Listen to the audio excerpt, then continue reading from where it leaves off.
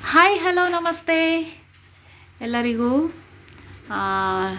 ನಮ್ಮ ಮಲೆನಾಡಲ್ಲಿ ಇಷ್ಟು ದಿನ ಹೆವಿ ಮಳೆನೇ ನೋಡಿದ್ದಾಯಿತು. ಆದರೆ ಇವತ್ತು ಸ್ವಲ್ಪ ಬಿಸಿಲಿತ್ತು.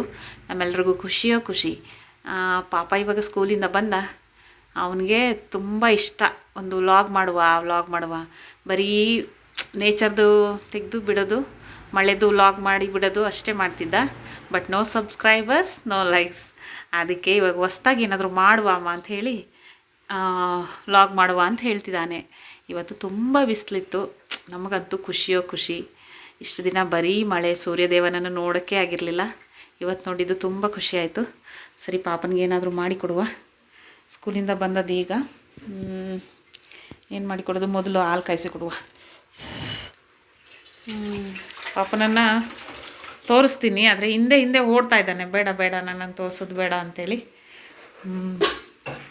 ನಮ್ಮದು ಕೊಟ್ಟಿಗೆ ಹಾರದಲ್ಲಿ ತುಂಬ ಮಳೆ. ಮೂಡಿಗೆರೆ ಹತ್ರ ನಮ್ಮೂರು ಅತ್ತಿಗೆರೆ. ನಮ್ಮನೆ ಸ್ವಲ್ಪ ಆಗಲೇ ತೋರಿಸಿದ್ದೀವಿ. ಮತ್ತೊಂದು ಸರಿ ಮಾಡುವ ವ್ಲಾಗ್. ಚಂದ ವ್ಲಾಗ್ ಮಾಡಬೇಕು. ಮಾಡಿದ್ರೆ ಮಾತ್ರ ಅಲ್ಲ ಸಬ್ಸ್ಕ್ರೈಬರ್ಸ್ ಆಗೋದು. ನಮ್ಮ ಪಾಪನಿಗೆ ಸ್ವಲ್ಪ ಹೇಳಿ ಅಲ್ಲ. ಓಕೆ,